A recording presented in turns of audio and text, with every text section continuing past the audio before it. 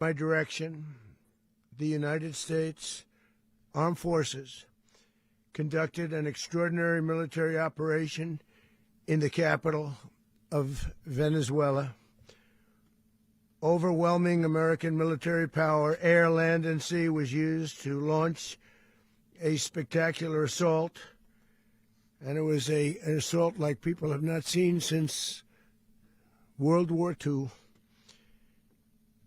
It was a force against a heavily fortified military fortress in the heart of Caracas to bring outlaw dictator Nicolás Maduro to justice. This was one of the most stunning, effective, and powerful displays of American military might and competence in American history. And if you think about it, we've done some other good ones, like the attack on Soleimani,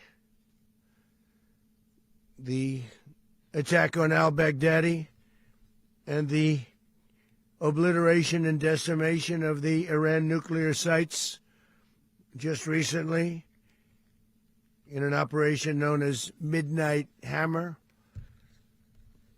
all perfectly executed and done. No nation in the world could achieve what America achieved yesterday, or frankly, in just a short period of time. All Venezuelan military capacities were rendered powerless as the men and women of our military, working with U.S. law enforcement, successfully captured Maduro in the dead of night. It was dark. The lights of Caracas were largely turned off due to a certain expertise that we have. It was dark and it was deadly. But captured along with his wife,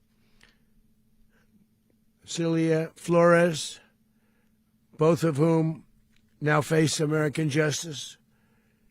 Maduro and Flores have been indicted in the Southern District of New York, it's Jay Clayton, for their campaign of deadly narco-terrorism against the United States and its citizens.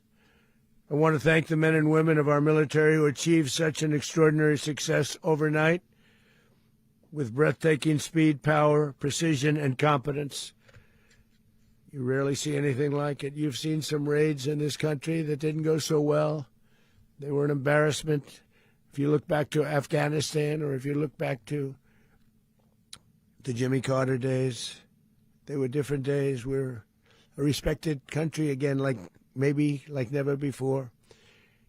These highly trained warriors, operating in collaboration with U.S. law enforcement, caught them in a very ready position. They were waiting for us. They knew we had many ships out in the sea, just sort of waiting. They knew we were coming. So they were in what's called a ready position. But they were completely overwhelmed and very quickly incapacitated. If you would have seen what I saw last night, you would have been very impressed. I'm not sure that you'll ever get to see it, but it was an incredible thing to see. Not a single American service member was killed, and not a single piece of American equipment was lost. We had many helicopters, many planes, many people involved in that fight. But think of that, not one piece of military equipment was lost, not one service member was, more importantly, killed. The United States military is the strongest and most fearsome military on the planet, by far. With capabilities and skills our enemies can scarcely begin to imagine. We have the best equipment anywhere in the world.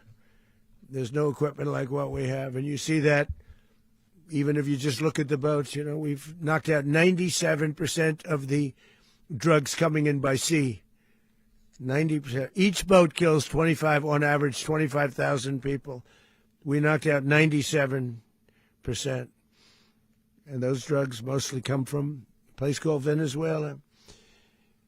We're going to run the country until such time as we can do a safe, proper, and judicious transition. So we don't want to be involved with having somebody else get in, and we have the same situation that we had for the last long period of years.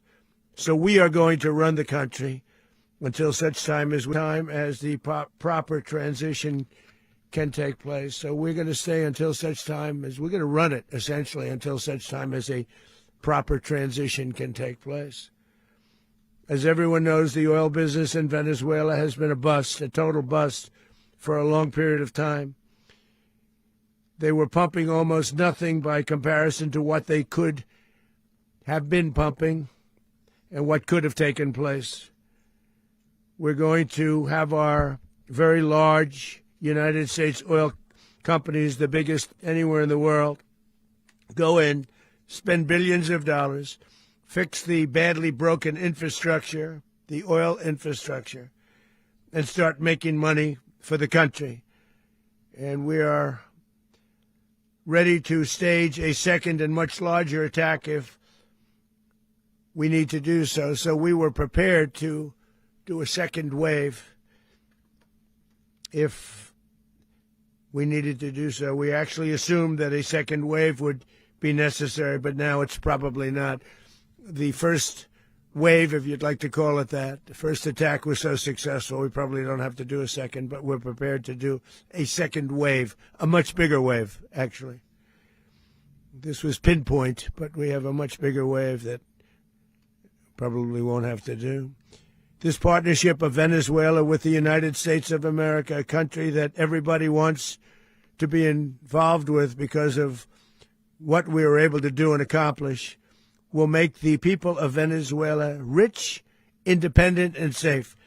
And it will also make the many, many people from Venezuela that are living in the United States extremely happy. They suffered. They suffered. So much was taken from them. They're not going to suffer anymore.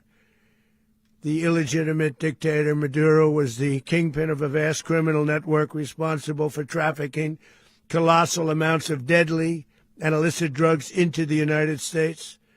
As alleged in the indictment, he personally oversaw the vicious cartel known as Cartel de las Solas, which flooded our nation with lethal poison, responsible for the deaths of countless Americans, many, many Americans. Hundreds of thousands over the years of Americans died because of him. Maduro and his wife will soon face the full might of American justice and stand trial on American soil. Right now, they're on a ship. They'll be heading to, ultimately, New York, and then a decision will be made, I assume, between New York and Miami or Florida. But we have people where the overwhelming evidence of their crimes will be presented in a court of law. And I've seen it. I've seen what we have. It's both horrible and breathtaking that something like this could have been allowed to take place. For many years after his term as president of Venezuela expired, Maduro remained in power and waged a ceaseless campaign of violence, terror, and subversion against the United States of America, threatening not only our people, but the stability of the entire region. And you all saw it. In addition to trafficking gigantic amounts of illegal drugs that inflicted untold suffering and human destruction all over the country, all over, in particular, the United States, Maduro sent savage and murderous gangs, including the bloodthirsty prison gang Tren de Aragua, to terrorize American communities nationwide. And he did indeed. They were in Colorado. They took over apartment complexes. They cut the fingers off people if they called police. They were brutal, but they're not so brutal now. And I just have to congratulate our military, Pete and everybody, and our National Guard, because the job that they've done, whether it's in Washington, D.C., where we have a totally safe city, where it was one of the most unsafe cities anywhere in the world, frankly, and now we have no crime in Washington, D.C. We haven't had a killing. We had the terrorist attack a few weeks ago. A little bit of a different kind of a threat. But we haven't had a killing in a long period of time, 6, 7 months. We used to have two, on average, 2 a week in Washington, our capital. We don't have that anymore. The restaurants are opening. Everyone's happy.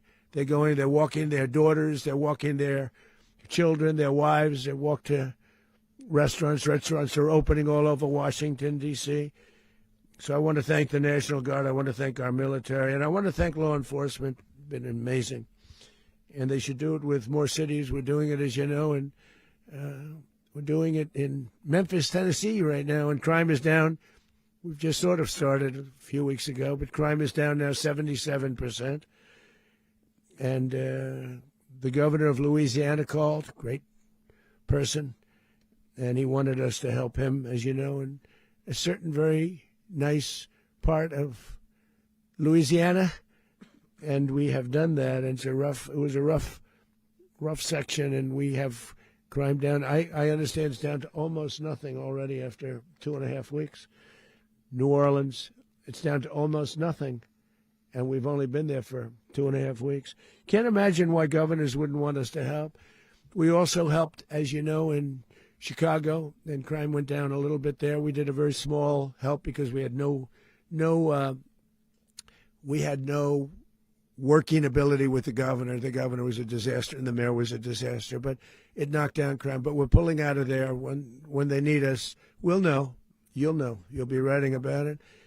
And likewise, Los Angeles, where we saved Los Angeles early on, where the head of the police department made a statement that if the federal government didn't come in, we would have lost Los Angeles. That's long after the fires. That's when they had the riots in Los Angeles. We did a great job. Got no credit for it whatsoever, but that's okay. It doesn't matter. We don't need the credit. But we'll be pulling out when they need us. They'll call, or we'll go back if we have to. We'll go back. But we did a great job in various cities. But the place that we're very proud of is Washington, D.C., because it's our nation's capital. We took it from being a crime-ridden mess to being one of the safest cities in the country. But the gangs that they sent raped, tortured, and murdered American women and children. They were in all of the cities I mentioned, Tren de Aragua. And they were sent by Maduro to terrorize our people, and now Maduro will never again be able to threaten an American citizen or anybody from Venezuela. There will no longer be threats. For years I've highlighted the stories of those innocent Americans whose lives were so heartlessly robbed by this Venezuelan terrorist organization. Really one of the worst. One of the worst, they say the worst. Americans like 12-year-old Jocelyn Nungary from Houston. Beautiful Jocelyn Nungary, what happened to her? They, as you know, they kidnapped, assaulted, and murdered by Tren de Aragua animals. They murdered Jocelyn and left her dead under the bridge. There was a bridge that will never be the same to so many people after seeing what happened. As I've said many times, the Maduro regime emptied out their prisons, sent their worst and most violent monsters into the United States to steal American lives. And they came from mental institutions and insane asylums. They came from prisons and jails. The reason I say both, they sound similar. Actually, prisons a little bit more hostile, a little bit tougher. A mental institution isn't as tough as an insane asylum, but we got them both. They sent from their mental institutions. They sent from their jails, prisons. They were drug dealers. They were drug kingpins. They sent everybody bad into the United States, but no longer. And we have now a border where nobody gets through. In addition, Venezuela unilaterally seized and stole American oil, American assets, and American platforms, costing us billions and billions of dollars. They did this a while ago, but we never had a president that did anything about it. They took all of our property. It was our property. We built it. And we never had a president that decided to do anything about it. Instead, they fought wars that were 10,000 miles away. We built Venezuela oil industry with American talent, drive, and skill. and the socialist regime stole it from us during those previous administrations, and they stole it through force. This constituted one of the largest thefts of American property in the history of our country. Considered the largest theft of property in the history of our country. Massive oil infrastructure was taken like we were babies, and we didn't do anything about it. I would have done something about it. America will never allow foreign powers to rob our people or drive us back into and out of our own hemisphere. That's what they did. Furthermore, under the now deposed dictator Maduro, Venezuela was increasingly hosting foreign adversaries in our region and acquiring menacing offensive weapons that could threaten U.S. interests and lives. And they used those weapons last night. Potentially in league with the cartels operating along our border. All of these actions were in gross violation of the core principles of American foreign policy, dating back more than 2 centuries. And not anymore. All the way back, it dated to the Monroe Doctrines. And the Monroe Doctrine is a big deal. But we've superseded it by a lot. By a real lot. They now call it the Donroe Document. I don't know. It's Monroe Doctrine. We sort of forgot about it. It was very important, but we forgot about it. We don't forget about it anymore. Under our new national security strategy, American dominance in the Western Hemisphere will never be questioned again. Won't happen. So just in concluding, for decades, other administrations have neglected or even contributed to these growing security threats in the Western Hemisphere. Under the Trump administration, we are reasserting American power in a very powerful way in our home region. And our home region is very different than it was just a short while ago. The future will be, and we did this in my first term. We had great dominance in my first term, and we have far greater dominance right now. Everyone's coming back to us. The future will be determined by the ability to protect commerce and territory and resources that are core to national security. These are core to our national security. Just like tariffs are, they've made our country rich, and they've made our national security stronger than ever before. But these are the iron laws that have always determined global power, and we're going to keep it that way. We will secure our borders. We will stop the terrorists. We will crash the cartels, and we will defend our citizens against all threats, foreign and domestic. Other presidents may have lacked the courage or whatever to defend America, but I will never allow terrorists and criminals to operate with impunity against the United States. This extremely successful operation should serve as warning to anyone who would threaten American sovereignty or endanger American lives.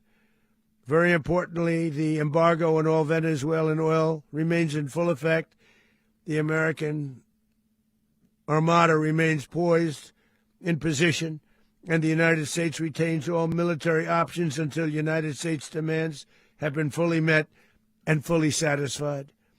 All political and military figures in Venezuela should understand what happened to Maduro can happen to them, and it will happen to them if they aren't just fair, even to their people.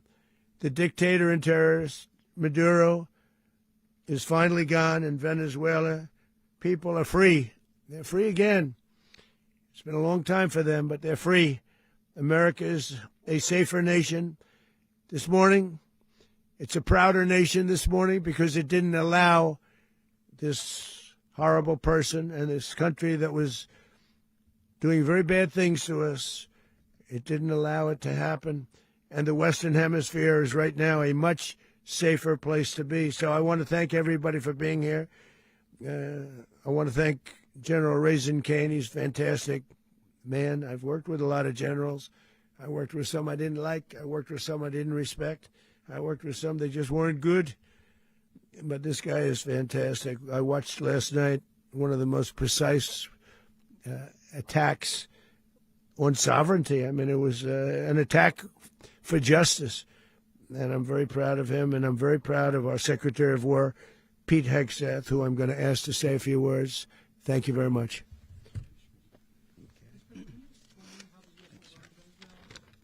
Well, thank you, Mr. President.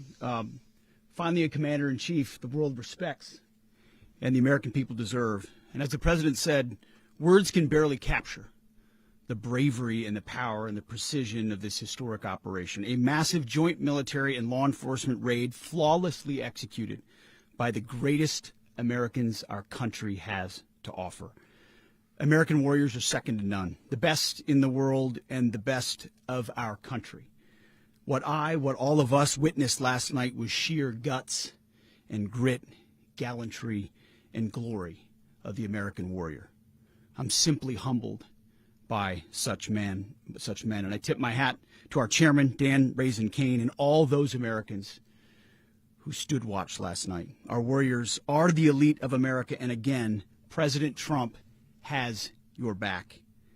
No other country on planet Earth, and it's not even close, could pull this kind of operation off. And no other president has ever shown this kind of leadership, courage, and resolve, the most powerful combination the world has ever seen. As the president said, our adversaries remain on notice. America can project our will anywhere, anytime. The coordination, the stealth, the lethality, the precision, the very long arm of American justice, all on full display in the middle of the night. Nicolás Maduro had his chance, just like Iran had their chance, until they didn't and until he didn't. He effed around, and he found out. President Trump is deadly serious about stopping the flow of gangs and violence to our country, deadly serious about stopping the flow of drugs and poison to our people, deadly serious about getting back the oil that was stolen from us, and deadly serious about reestablishing American deterrence and dominance in the Western Hemisphere. This is about the safety, security, freedom, and prosperity of the American people. This is America first. This is peace through strength. And the United States War Department is proud to help deliver it. Welcome to 2026. And under President Trump, America is back. I'd like to welcome now our chairman, Chairman Raisin Kane, to give a few more details about the operation. Mr. Chairman. Thank you, Mr. Secretary. Thank you, Mr. President, and good morning. Last night, on the order of the President of the United States and in support of a request from the Department of Justice, as the President said, the United States military conducted an apprehension mission in Caracas, Venezuela, to bring to justice two indicted persons, Nicolás and Cecilia Maduro. This operation, known as Operation Absolute Resolve, was discreet, precise, and conducted during the darkest hours of January 2nd and was the culmination of months of planning and rehearsal, an operation that, frankly, only the United States military could undertake. What I'd like to do this morning is talk to you through some of the preparation and the details without compromising any of our tactics, techniques, and procedures. There is always a chance that we'll be tasked to do this type of mission again. Our interagency work began months ago and built on decades of experience of integrating complex air, ground, space, and maritime operations. While the past 2 decades have honed the skills of our special operations forces, this particular mission required every component of our joint force, with soldiers, sailors, airmen, Marines, and Guardians working in unison with our intelligence agency partners and law enforcement teammates in an unprecedented operation. We leveraged our unmatched intelligence capabilities and our years of experience in hunting terrorists, and we could not have done this mission without the incredible work by various intelligence agencies, including the CIA, NSA, and NGA. We watched, we waited, we prepared, we remained patient and professional. This mission was meticulously planned, drawing lessons from decades of missions over the last many years, many missions over these last many years. This was an audacious operation that only the United States could do. It required the utmost of precision and integration within our joint force. And the word integration does not explain the sheer complexity of such a mission. An extraction so precise it involved more than 150 aircraft launching across the Western Hemisphere in close coordination, all coming together in time and place to layer effects for a single purpose: to get an interdiction force into downtown Caracas while maintaining the element of tactical surprise. Failure of one component of this well-oiled machine would have endangered the entire mission, and failure is never an option for America's joint force. Those in the air over Caracas last night were willing to give their lives for those on the ground and in the helicopters. Let me talk a little bit about the preparation. After months of work by our intelligence teammates to find Maduro and understand how he moved, where he lived, where he traveled, what he ate, what he wore, what were his pets, in early December, our force was set pending a series of aligned events. Key was choosing the right day to minimize the potential for civilian harm and maximize the element of surprise, and minimize the harm to the indicted personnel so, as the president said, they could be brought to justice. And as the president said earlier today, weather in Venezuela is always a factor this time of the year. And over the weeks through Christmas and New Year's, the men and women of the United States military sat ready, patiently waiting for the right triggers to be met and the president to order us into action.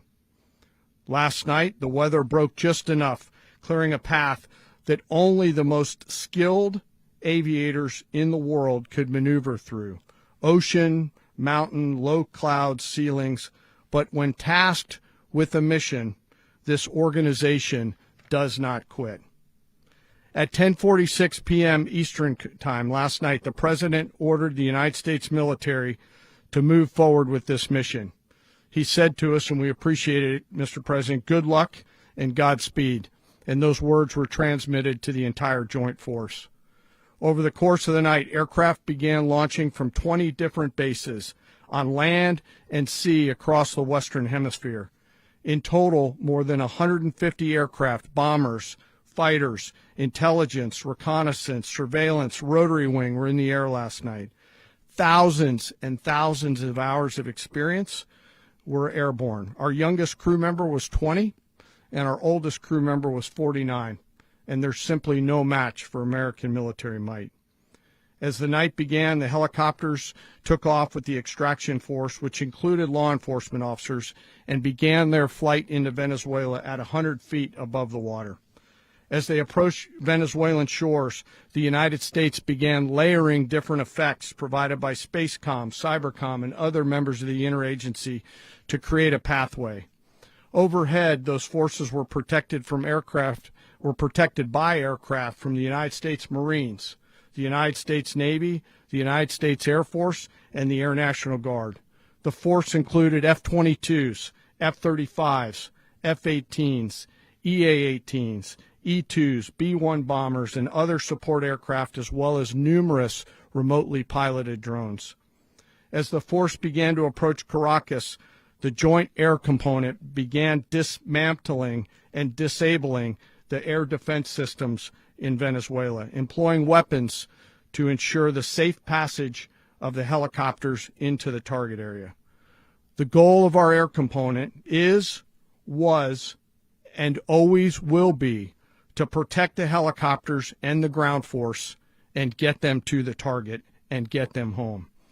As the force crossed the last point of high terrain where they'd been hiding in the clutter, we assessed that we had maintained totally the element of surprise. As the helicopter force ingressed towards the objective at low level, we arrived at Maduro's compound at 1:01 a.m. Eastern Standard Time, or 2:01 a.m. Caracas local time, and the apprehension force descended into Maduro's compound and moved with speed, precision, and discipline towards their objective and isolated the area to ensure the safety and security of the ground force while apprehending the indicted persons. On arrival into the target area, the helicopters came under fire, and they replied with that fire with overwhelming force in self-defense. One of our aircraft was hit but remained flyable, and as the President said earlier today, all of our aircraft came home, and that aircraft remained flyable during the rest of the mission. As the operation unfolded at the compound, our air and ground intelligence teams provided real-time updates to the ground force, ensuring those forces could safely navigate the complex environment without unnecessary risk. The force remained protected by overhead tactical aviation. Maduro and his wife, both indicted, gave up and were taken into custody by the Department of Justice, assisted by our incredible U.S. military with professionalism and precision, with no loss of U.S. life. After securing the indicted persons, the force began to prep for departure. Helicopters were called in to exfiltrate the extraction force, while fighter aircraft and remotely piloted aircraft provided overhead coverage and suppressive fire. There were multiple self-defense engagements as the force began to withdraw out of Venezuela. The force successfully exfiltrated and returned to their afloat launch bases, and the force was over the water at 3:29 a.m. Eastern Standard Time with indicted persons on board, and both Maduro and his wife were embarked aboard the USS Iwo Jima. In closing, what we've witnessed today is a powerful demonstration of America's joint force. We think, we develop, we train, we rehearse, we debrief, we rehearse again and again, not to get it right, but to ensure that we cannot get it wrong. Our jobs are to integrate combat power so when the order comes, we can deliver overwhelming force at the time and the place of our choosing against any foe anywhere in the world. I am immensely proud today of our joint force and filled with gratitude to represent them here today. There is simply no mission too difficult for these incredible professionals and the families that stand by them and support them. As we stand here this morning, our forces remain in the region at a high state of readiness, prepared to project power, defend themselves, and our interests in the region. This operation is a testament to the dedication and unwavering commitment to justice and our resolve to hold accountable those who threaten peace and stability. In closing, I want to express my heartfelt gratitude to the brave men and women who executed this mission. Their courage and tireless commitment to our nation are what makes us strong. Thank you, Mr. Secretary, and thank you, Mr. President. Well, I don't have much to add to what you've heard now, other than the following points. Nicolás Maduro was indicted in 2020 in the United States. He is not the legitimate president of Venezuela. That's not just us saying it. The first Trump administration, the Biden administration, the second Trump administration, none of those three recognized him. He's not recognized by the European Union and multiple countries around the world. He is a fugitive of American justice with a $50 million reward, which I guess we saved $50 million. And make sure. Yeah, exactly. But don't let anybody claim it. Nobody deserves it but us. But I want to be clear about one thing. Nicolás Maduro had multiple opportunities to avoid this. He was provided multiple very, very, very generous offers and chose instead to act like a wild man, chose instead to play around. And the result is what we saw tonight. The other message here is the following. You have a guy, like many people around the world, they like to play games. You have a guy who decides he's going to invite Iran into his country, is going to, do the confiscation of American oil companies, is going to flood our country with gang members, is going to take Americans prisoner and try to hold them for hostage and trade them like he was able to do with the Biden administration. Basically likes to play games all this time and thinks nothing's going to happen. And I hope what people now understand is that we have a president. The 47th president of the United States is not a game player. When he tells you that he's going to do something, when tells you he's going to address a problem, he means it. He actions it. I can tell you, I've watched this process now for 14, 15 years, been around it. Everybody talks. I'm going to do this. I'm going to do that. When I get there, we're going to do this. We're going to take. This is a president of action. Like, I don't understand yet how they haven't figured this out. And now, if you don't know, now you know. Because this is the way it's going to play out. And I think people need to understand that this is not a president that just talks and does letters and press conferences. And, you know, if he says he's serious about something, he means it. And this is something that was a direct threat to the national interest of the United States. And the president addressed it. There's a president of peace, by the way. I told you what I just said earlier. This guy had multiple opportunities to find his way somewhere else and figure out another. He could have been living somewhere else right now, very happy. But instead, he wanted to play big boy. And so now, you know, he's got other sets of problems on his hands. And but I think the message here should be for the world. Look, the president doesn't go out looking for people to pick fights with. He's not generally wants to get along with everybody. We'll talk and meet with anybody. But don't play games. Don't play games with this president's in office, because it's not going to turn out well. And so I hope that, I guess that lesson was learned last night, and we hope it'll be instructive moving forward. Is that a message for Cuba, Mr. President?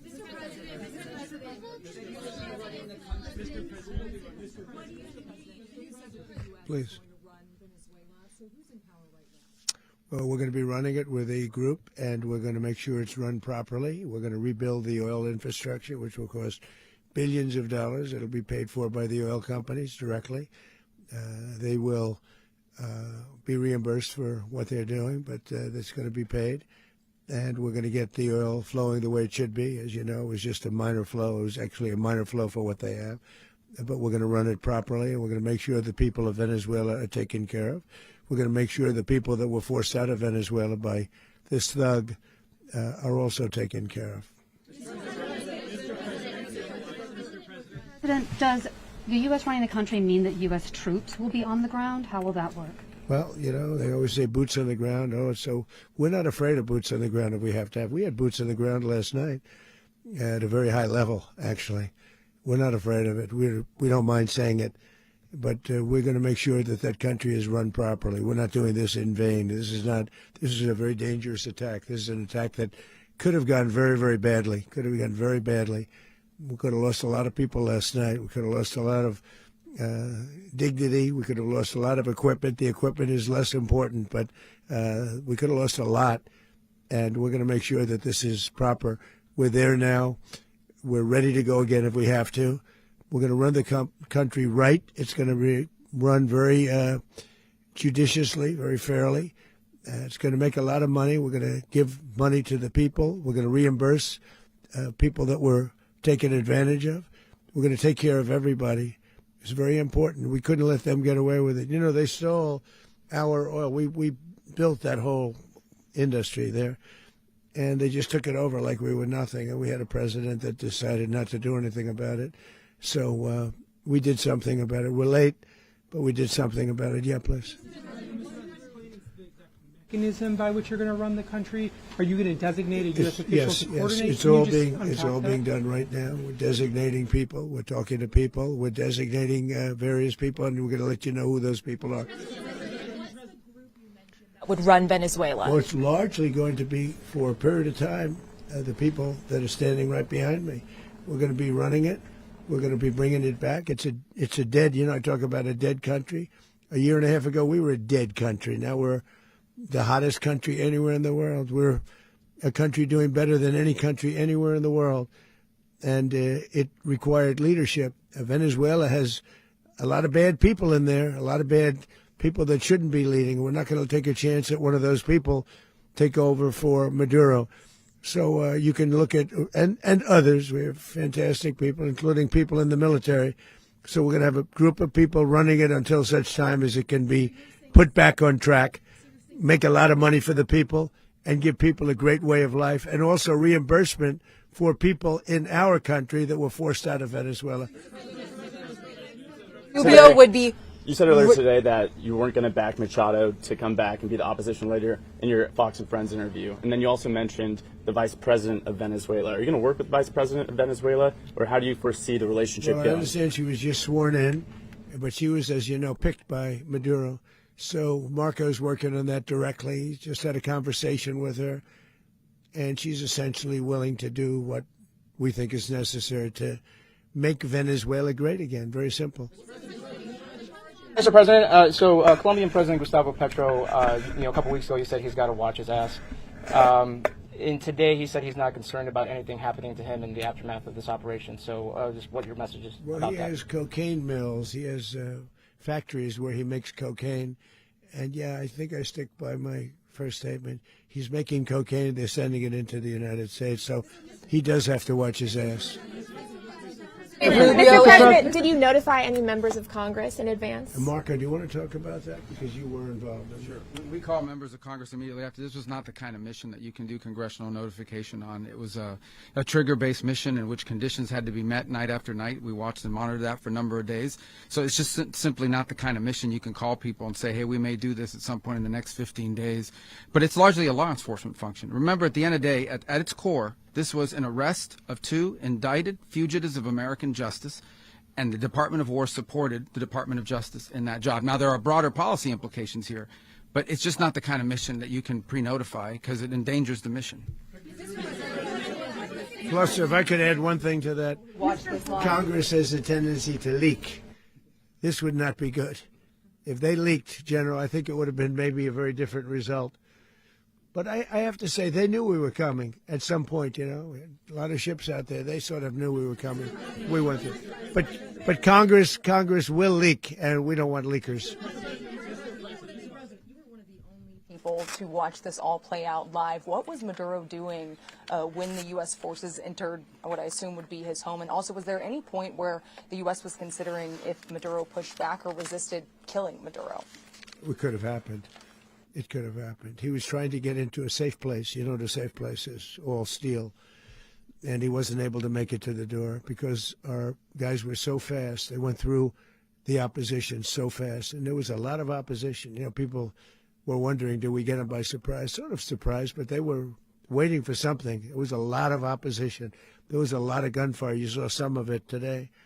But he was trying to get to a safe place, which wasn't safe because we would have had the door blown up in about 47 seconds, they say on average, regardless of how thick the steel was. It was a very thick door. It was a very heavy door, but he was unable to get to that door. He made it to the door. He was unable to close it. Go ahead, finish. To be in the time being right now. Do you know his exact Well, whereabouts? eventually, ultimately, in the near future, he's going to be brought to New York. And where is he going to be held? Where is he going to be held in New York? Do you know? That's going to be up to the officials that do these things. Mr.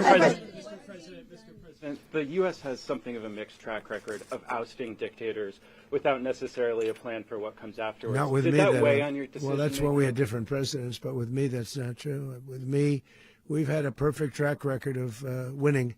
We win a lot, and we win. If you look at Soleimani, you look at al-Baghdadi, you look at the Midnight Hammer. Midnight Hammer was incredible. Right now, you wouldn't have peace in the Middle East. We have essentially peace in the Middle East because of that. If we weren't successful with Midnight Hammer, you wouldn't have peace in the Middle East. So, with me, you've had a lot of victory. You've had only victories. You've had no losses. Yeah. How long do you expect the U.S. to run Venezuela, and how soon do you want Venezuelan people to hold elections? So I'd like to do it quickly, but it takes a period of time. We're rebuilding. We have to rebuild their whole infrastructure. The infrastructure is rotted. It's actually very dangerous. It's blow-up territory. Oil is very dangerous. It's a very dangerous thing to take out of the ground. It can kill a lot of people. It has killed a lot of people doing just that. The infrastructure is old. It's rotted. Much of it is stuff that we put there 25 years ago, and we're going to be replacing it. And we're going to take a lot of money out so that we can take care of the country. Yeah. Are you saying that Secretary Rubio and Mr. President, China, Russia, and Iran have interests in Venezuela. How does this operation affect your relationships with them when it comes to the oil and drugs? In terms of China and Russia, Russia when we get things straightened out. But in terms of other countries that want oil, we're in the oil business. We're going to sell it to them. We're not going to say we're not going to give it to them. In other words, we'll be selling oil probably in much larger doses because they couldn't produce very much because their infrastructure was so bad. So we'll be selling large amounts of oil to other countries, many of whom are using it now, but I would say many more will come. Are you saying, Mr. President, are you saying that, Wait, one Mr. second, President, please. are Go you ahead, saying behind that, you, please. Mr. President, thank you. What is your message to the people of Venezuela today? Of course, the civilian population specifically, they have a lot of questions. What is your message to the people of That Venezuela? you're going to have peace, justice. You're going to have some of the riches that you should have had for a long period of time. It was stolen from you. But you're going to have peace and you're going to have safety. You're going to have justice. You're going to have a country. You're going to have a real country. You're going to have potentially a great country. You know, if you go back 20 years, maybe even a little longer ago, that was a great country. And they destroyed it. Remember I said that if we lose this election, the United States will be Venezuela on steroids. That's what would have happened.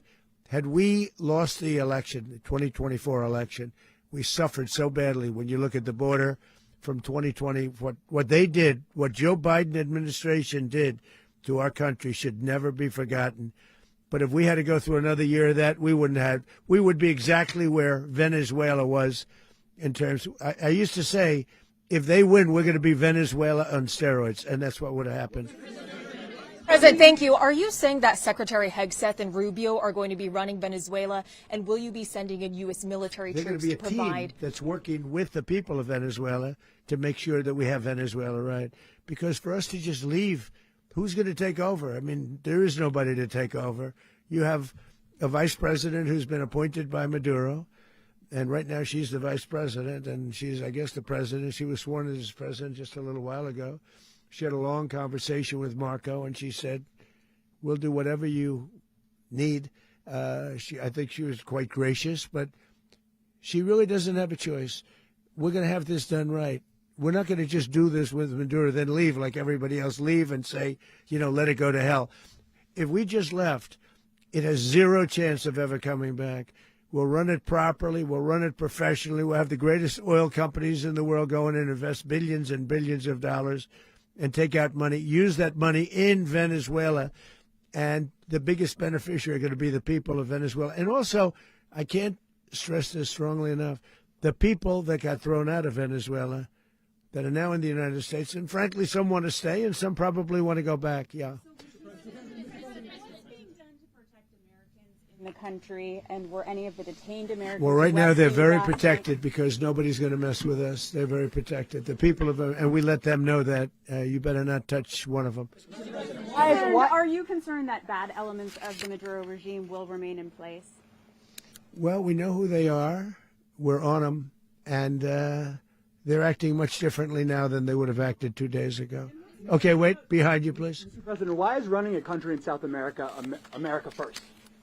Well, I think it is because we want to surround ourselves with good neighbors. We want to surround ourselves with stability. We want to surround ourselves with energy. We have tremendous energy in that country. It's very important that we protect it. We need that for ourselves. We need that for the world. And we want to make sure we can protect it. Yes, sir. Please, go ahead. Is there a message here for Cuba and Diaz-Canel? Well, Cuba is an interesting case. Cuba is, not doing very well right now. That system has not been a very good one for Cuba. The people there have suffered for many, many years. And I think Cuba is going to be something we'll end up talking about because Cuba is a failing nation right now, very badly failing nation. And we want to help the people. It's very similar in the sense that we want to help the people in Cuba, but we want to also help the people that were forced out of Cuba and living in this country. Do you want to say something about that, Marco, please? Well, I just gave you a statement a few minutes ago about when the president speaks, you should take him seriously. So suffice it to say, Cuba is a disaster. It's run by incompetent, senile men, and in some cases, not senile but incompetent nonetheless. It has no economy. It's in total collapse. And by the way, they were, all of the guards that helped protect Maduro. This is well known. Their whole spy agency, all that were full of Cubans. They basically, it's amazing. This poor island took over Venezuela in some cases. One of the biggest problems the Venezuelans have is they have to declare independence from Cuba that tried to basically colonize it from a security standpoint. So, yeah, look, if I lived in Havana and I was in the government, I'd be concerned, at least a little bit. Cutting off the oil flow to Cuba from Venezuela? Well, the president already announced a week ago that anything that's sanctioned, it's sanctioned oil, it's not going to be allowed to get there. So that's a pre-existing. The answer is yes. Yes.